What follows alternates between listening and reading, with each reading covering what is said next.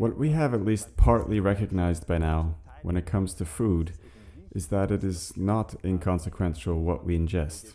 I mean, no one would consider eating a box of thumbtacks, for instance, right? Not for a second, because he knows, I mean, the thumbtacks, they irritate the throat, they injure the digestive organs, and during elimination, it's just lots of pain. It's simply very hazardous. Or to drink hydrochloric acid. Why? It hurts you, so don't do it. And so we find there's a whole array of foods that are good for you and others that can't even be considered food items, like fillers.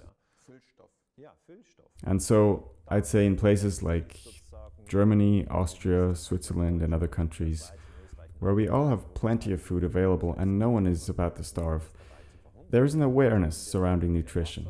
We ask ourselves, what should I eat? How much should I eat? This is crucial.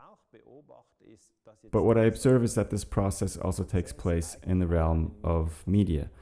Once we've established that we shouldn't eat at McDonald's every day, I mean, it's fast food, I'd say ideally not at all, we should recognize that we also take up and absorb everything we hear and see in the media. It's immaterial, of course. It's not as tangible as at McDonald's, where you take a bite, you can see it, you can analyze the sugar content, and so on. But in the media, if you read the German newspaper Bild, you'll read, for example, these are Saddam Hussein's weapons of mass destruction. That's what they published in 2003. But this was a result of wartime deception. You absorb it unfiltered and believe it even though it's not true. And then you find yourself agreeing with the war and support the excessive bombing of Iraq, even though you don't know anybody living in Iraq, haven't done any of your own research on the situation, so you support wars you don't understand. It's my hope that we may reach a point where we no longer consume media that establishes common enemies which lead us to support other countries being bombed.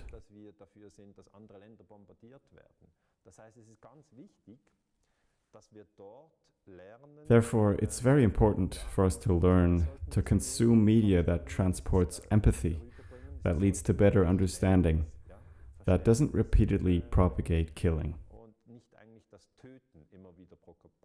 That's basically the old consciousness.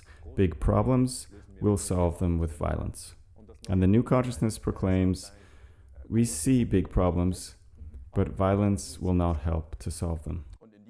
And isn't it true that working to attain this new consciousness is not only good for us collectively, but also a huge benefit to ourselves as individuals?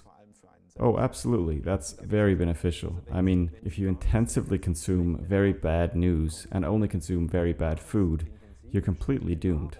It's not even about saving the world, it's about saving yourself.